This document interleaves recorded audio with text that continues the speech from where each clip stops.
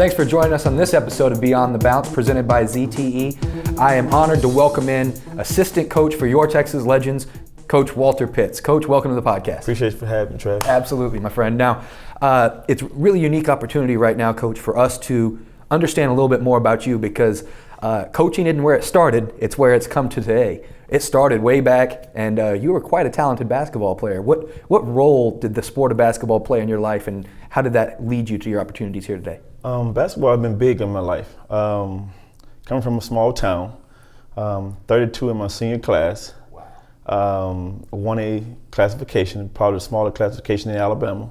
That you had to really come on with it, playing the sports, and playing against the biggest competition throughout my high school career, landed me a scholarship. And that scholarship obviously allowed you plenty of opportunities to play, grow relationships. You actually spent some time in Texas. There's an underlying background there. What led you to Texas, and what was that opportunity about? I didn't score well on my ACT score coming out back then, so I could either Prop 48 or go to junior college. Well, I chose the route to go to junior college, and there I met my head coach, which is my boss now. We played against each other, Nick Van Exel. He was at Trinity Valley, I was at TJC, Tyler Junior College. So we competed against each other, so we've been knowing each other since then. That relationship started then, obviously has grown tremendously now over the course of a couple decades, to the point where, this past summer, you had an opportunity at the college level, but a phone call came about, and it was from, what we like to say, Coach Quick, Nick Van Exel. When you picked up the phone, what was that conversation like? He was telling me, hey, I got good news, man. I said, I'm meeting with the Mavs and everything about maybe taking over the head with the Legends. He said, if I get the job, would you come on board? I said, yes. He was like, well, I'll get back with you once I come out to the meeting. And I was so excited about waiting on that call, very anxious, because I know the opportunity to coach on a professional level, it's slim and none, what I'm saying? So we had the opportunity. I was looking forward to it, and when he called me back, super excited, what I'm saying? My focus went strictly to now. I started watching NBA film, which I love to watch a lot of ball. When I was watching Thibodeau, his defensive presence on a lot of things he does, because my focus on the college level have been the defensive guy, learning different schemes and different things like that. So my first thing, I went right to Thibodeau, the blue in the ball screen, some of the things that he does and how he rotate out and everything like that. So my instinct kicked in automatically, so I wanted to come prepared and be ready. You got plenty of time to prepare in the offseason to help kind of craft the culture and the scheme, not just defensively, but of the team as a whole. Certainly that opportunity exists at the collegiate level, but there's some wild differences between college basketball and the NBA Development League. What are some of those differences? Oh, it's a big difference on both ends. As a coach, for one, it's a different grind. It's more of an 8 to 5, could be 8 to 7, 8 to 10. Depends on, how your practice end up, then what time your study hall is for your guys. That can carry on to 8, 9 o'clock at night. And then you have to come on from that to make recruiting phone calls. So you got to try to get those phone calls in before the recruits go to bed, to beat SMU out or other schools that are calling ahead of you already. So, that's the toughest part about it then compared to over here, whereas, the day is more of 2 hours, 2.5 hours early, and then toward the end of the season, it breaks down to about 1.5 hours of practice time. So now after that, you have your day to yourself, but now you still go prepare yourself, watching a ton of film and for the next opponent. Compared to college, it's a different grind. Now, let's just talk kind of comparisons, right? You knew Nick Van Exel as an 18, 19-year-old. You knew him in his playing career. You knew him as an assistant coach at the NBA level, and now you know him as a head coach. What's that journey look like as a friend of Nick? What have you seen in terms of his development, evolvement, things that you can see a direct correlation from? Oh, I remember that character trait about Nick back when he was 18. No wonder he's a head coach now. Right. One thing, competitor. Very competitive. Since day one, we met each other. We always compete against each other, even during the summertime. We at home at his summer house in Houston. When he lived in Houston, we used to play video games all the time. Everything's a competitive thing about him, what I'm saying? So it trickled down to him being a head coach. A lot of people don't know that he's such a winner. Some people know from the Lakers days, they think his attitude, he's just a competitor.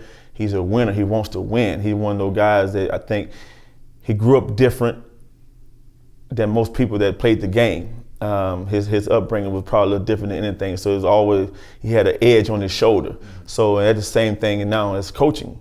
He has that edge. He just competitive. He don't, and our guys, I don't think our guys see it yet, but it's coming on to some of the guys now. They know that coach is serious. He's a competitor. So let's follow in his footsteps.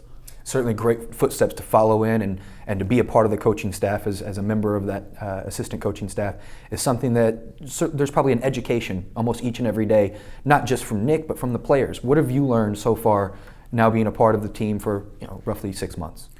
My thing is, biggest thing coming in, I've learned just so far, just these guys, you have to motivate them just as much as you have to motivate somebody from college. They're the same type of players, you know what I'm saying? If you look at it in the NBA, LeBron is the same way. You have to be able to motivate him, even though he may come out starting off slow, but Tyronn Lue had to do something to push that button. All of a sudden, check it out, it's the same thing with these guys. They're in their learning stage of trying to be professionals. So us as a staff have to be great as pushing that button, when to make them turn on, when we feel like it's going to start off a little slow. We need to get them up to speed where we need to want them at. Now, we talked about learning and education, right? I want to educate you here when we come back after break about small ball. And I'm not talking about Golden State Warriors style small ball or the old Del Harris, Donnie Nelson type small ball. It's a whole different game entirely. Are you up for it? Definitely. All right, we'll be back right after this on Beyond the Bounce. Coach Pitts here is going to take on the small ball record. If he breaks it, I might give him a big hug. Welcome back to BTB. As you know, if you've been watching, the man next to me is assistant coach for your Legends, Mr. Walter Pitts, and we've learned quite a bit about his background. But the other thing that he's learned today is what this little device is, and it's small ball. You're used to it out there if you're a BTB follower. He's got 24 seconds to try to break the current record of 4, which is held by Sherron Collins. And Coach, I'll warn you, Nancy Lieberman didn't do it, Donnie Nelson didn't do it, Del Harris couldn't do it. Can you break the record? I think I can, Travis. All right. Well, I think I can. You got 24 seconds, my man. We're going to start you off here in 3, 2, 1. Coach Pitts, you're up. Let's Here we go. Going back to my Los Poca High School days. Oh, he's off with a great start. We got 1. We're down 1. Pitts, Poca down 3. State championship game. Uh-oh. Here we go. 2 for 2. In a row. 16 seconds to go. This is Patient. the best start in small ball Patient. history. 3 for Here we 3. go. My Here we goodness. go. He's going to run away with this one. You've got 10 seconds. Los Poca. Oh, in and out. Uh-oh. 4, Los Poca. 3, 2. 1 shot to go for the tie. No good. Coach, it was a valiant effort. 3 for 3. What happened? Did you get nervous? I did. A little pressure hit me that time. Never felt that pressure before. High school, I have. college. Oh, I have. Okay. I stood up for it, though. Well, Coach, you did a great job. 3, very admirable. We'll put you on the Wall of Fame over there with, like I mentioned, Del Harris. Satnam Singh did it as well. But valiant effort, but you fell just short. Make sure you guys tune in with us next week on Beyond the Bounce. We'll make another run at the small ball record, try to knock Sherron off his perch, and we'll have another great guest for you to learn more Beyond the Bounce.